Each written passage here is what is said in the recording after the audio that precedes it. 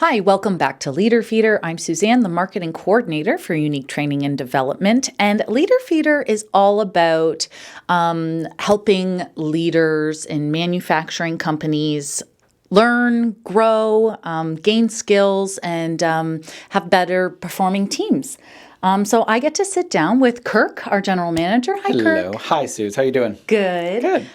First of all, I wanted to start off by giving some props to our team here for Leader Feeders because we got recognized by Million Podcasts as we are in the top 100 manufacturing podcasts. Yeah, that was great. Yeah, for Leader great little Feeders. accomplishment there. So way to go, team. We've also been... Our little podcast. Exactly. I've also been recognized as a top 70 operational management podcast as well, which is super cool. I kind of laugh because I think, are there 70 operational podcasts out there? Like, are we that, I kind of think of us as a bit niche, but I mean, it's still good that we're in the top 70, so that's great. It's funny you say that because if any of our listeners are curious about these lists, it is on our website. You can go to uniquedevelopment.com, scroll to the bottom, you'll see the Leader Feeder podcast button, and you'll see the two lists that I've highlighted on there. You can go take a look. And I think it's really interesting and really cool. Now, I know you and I can't take a lot all the credit, or all. Yeah, maybe, we can take most. Yeah, we'll take like 80%. Yeah. But yes, as you know, this is our 357th episode. Yeah, we've done a few. Right? Well, not just us, but Greg, right? So, I mean, it's a big library. If anybody's interested in looking back through our Leader Feeders, we have archives. A big library. Greg did an awesome job back in the day, Yeah, for sure. For sure. The good old days. The good old days. So our topic today is creating a sense of urgency. So why do you think fostering urgency is so important, especially with today's market demands? So I think urgency is important for a couple reasons. I think one is that it helps us remain efficient, right? It helps us remain efficient. It helps with our problem solving effectiveness, because if you have a problem and there's no sense of urgency behind solving the problem, then you're missing out on lost revenue. You're missing out on keeping the team moving. You're missing out on a number of things. So I think there's a sense of when you have a sense of urgency on the team, problems get resolved quicker. Your efficiency, you focus on making sure that you are an efficient operation, that you're an efficient team.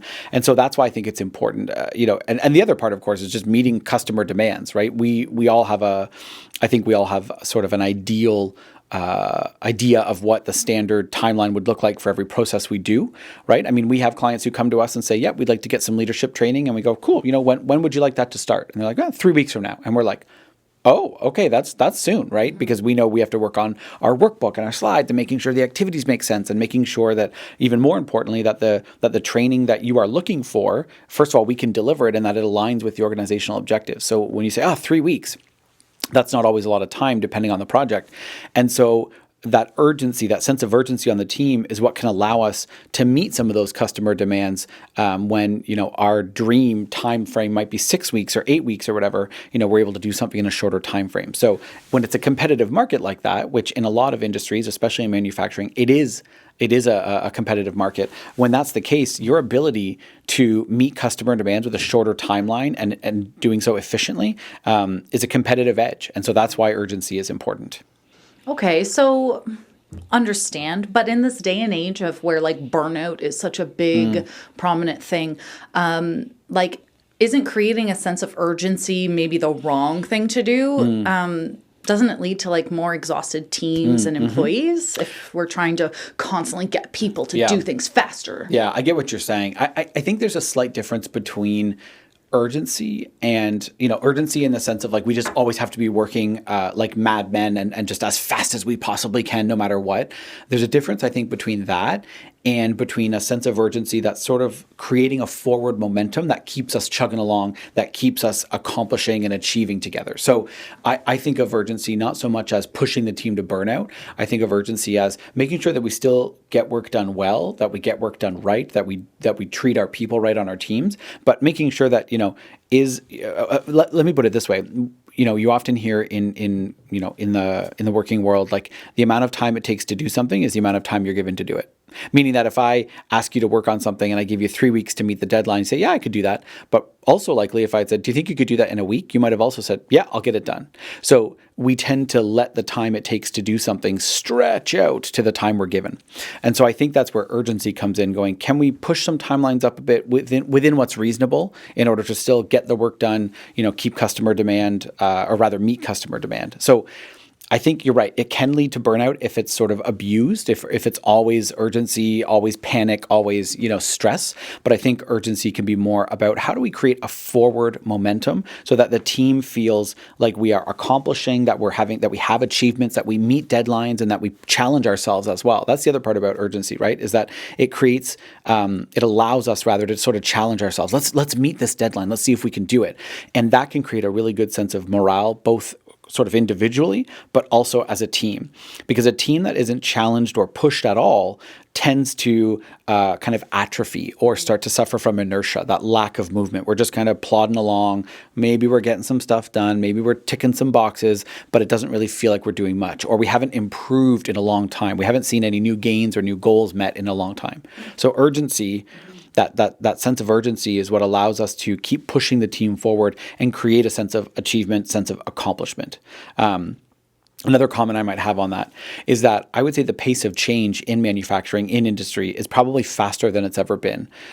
Whether you're speaking specifically to just the ability to create things quickly, to manufacture things quickly, or the ability to, the requirement rather, to meet customer demands quickly. I think that's becoming a bigger factor than perhaps it used to be, although I think within manufacturing that's always been a significant component to be aware of, right? But because that pace of change is so fast, your organization won't be able to remain competitive if you're not adaptable and if you can't change quickly. So urgency is that part that keeps you going. It's not about pushing someone to burnout. It's about us being able to keep up with demand. It's about us being able to keep up with the changing market conditions, with technology, right? With just the pace of change in general. That makes sense. Yeah, absolutely. Yeah. Okay, well, that's great.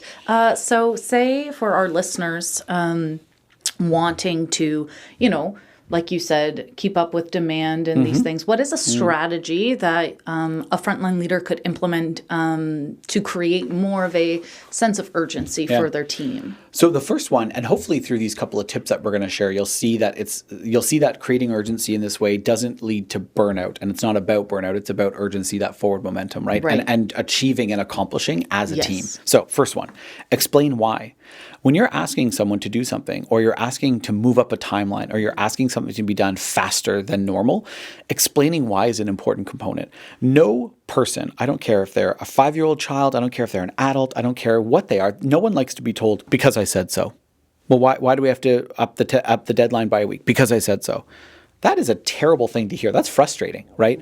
And so I think when things are explained to us with logical reasons, or the reasons that can be provided to us at that time, hey, the deadline, the client is asking for this material even sooner than we expected, and so we're looking to move the timeline up. What timeline do you think you can meet? Can you meet next Friday, right? I think that explaining why helps the people that are being asked to do this job more quickly than they had previously thought. It helps them feel in on it, and it shows respect. So my first thing is simply explaining why. Take the time to, when you make a request or when you ask your team to do something, just simply explain the why behind the request.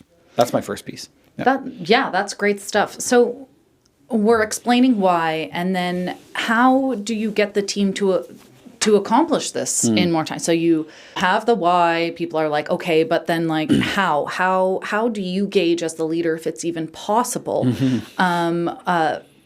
that end, and whether the expectations for increasing, the output, the time frame are reasonable. That's the word I'm looking for. You are expecting a time frame that's acceptable. So I think there's a couple of components here. I think the first one is look to your high performers on your team, right? Look to those ones, your fastest or your best workers, your high performers, and see what they're capable of doing. Because if they're capable of doing something at twice the speed of your low performers, then clearly there's a gap there. And what can we do to narrow that gap? What can we do to bring these lower performers closer to where those higher performers are? Okay. Because at least if there's people doing it, it's possible, right? Versus going, well, is this even a realistic expectation? Well, if Sandra can meet that target, I have to believe that everybody with some coaching, right? And some development could probably reach that level as well, or at least can go higher than where they currently are, right? So I think that's the first part. Look to your fastest, your best, your highest performing workers. The second thing is, I think you want to create a feedback loop, because I'm only going to know if I'm pushing you too hard if I ask you and if you can tell me. If you feel comfortable enough Yeah, to if you say, feel comfortable enough. Yeah, hey, I'm really trying faster. to. I'm really trying to meet that deadline. I'm really trying to get the work done, but you're really pushing us. This is really hard. And so when you start by explaining why, when you give the request, hey, we need to move that deadline up by a week. I know that seems like a lot. Do you think you can manage it? Do you think we can do it? Yeah, I think we can do it. Okay, great. I wouldn't just leave it then till the end of that next week and go, okay, do we meet the deadline? Is it, it's 7 minutes away. Here we go. Or it's an hour away. We got to ship that product out. Instead, 2 or 3 days in, I'd say, hey, I know we moved up the timeline. How are things looking so far? How is everyone feeling? What's the general consensus? Are we going to meet this timeline? So that, first of all, you're able to mitigate any delays that you hopefully were going to avoid. If you have to deal with any of those, you can mitigate them. Right. But I think also that way you're gauging with the team what their feeling is. If they're sitting there being like, "You got to be kidding me," I know we said we could do this, but this is almost impossible. You know that, and you know that not just for this project, but you know it for next time, kind of what they're capable of. Yeah. And you also might know, well, what is it that's not allowing them to meet that target? Is it just completely unrealistic? Right. Are there barriers or obstacles that I, as the leader, can help remove to make their job easier or to help them meet that deadline? If I don't touch base, if I don't ask for feedback, and I don't create that open communication loop, I'm not going to find out. All I'm going to know is they either met the deadline or they didn't meet the deadline, but I'm not going to know how they felt reaching it. I'm not going to know if this was a one-off where I basically pushed them to burnout and now we're not going to do it again, or whether they actually go, God, that felt really good to work a bit harder and to really meet that short deadline. God, it felt nice to do that. That open communication loop is going to be what allows you to know, all of the details that you'd want to know about, hey, I pushed them a little bit harder this time. I asked them for a tighter deadline, and basically, how did that go? Right. So I would say that's great. Yeah. So feeding off of that like feedback loop, say, like you said in your scenario, this person is overwhelmed. They can't do it as that fast a time. What kind of technique would you suggest to a leader who gets feedback from their team and they say, no, we just can't do it? What's a technique that a leader can do to make sure that the team is able to, do the steps the same as maybe the fastest person on the team? Two things. One, I'd say break it into smaller steps, right? So find out what parts are causing the biggest issue or the biggest delay or the biggest slowdown, and work towards closing the gap on those. And that's the other thing. Focus on the gains, not the gaps. What that means, it's a phrase that we use a lot in our training. I know you've heard it a lot, but focus on the gains, not the gaps means instead of going, Sandra's here and Jim is here, let's just focus on how far behind he is. Instead, let's go, well, okay, yeah, Jim's here, but he used to be here, right? And before that, he was here. So instead of being kind of upset, annoyed, angry, grumpy that he's not where Sandra is, and that's where we're trying to get him, instead focus on how far he's come before, celebrate that success, and then say, how do we continue to move you up a little bit at a time? So the two pieces, again, don't just focus on where he needs to go, focus on where he's already come from, because that can also motivate him. He might feel a little bit like disparaged, right? Oh my gosh, no matter how hard I work, like they just focus on what I'm missing, what I'm not doing.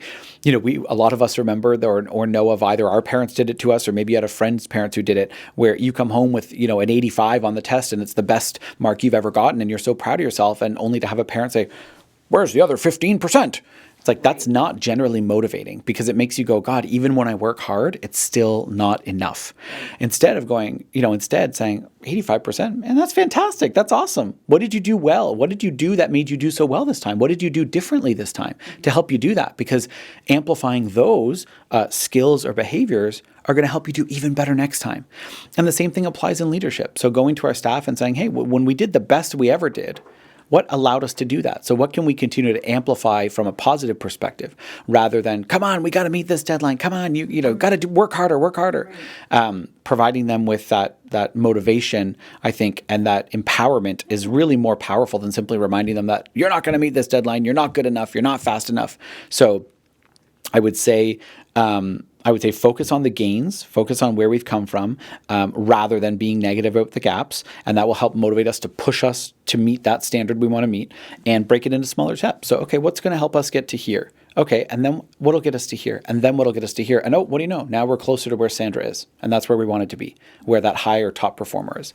Awesome. Great. Thanks, Kirk. That's You're awesome. welcome. Listeners got 3 great strategies, I think, to help get their teams. What do you call it? The momentum. For building momentum, building forward momentum. Yeah, right. absolutely. So thank you so much. And thank you to our listeners for joining us today on Leader Feeder. I hope you have a wonderful day and happy leading.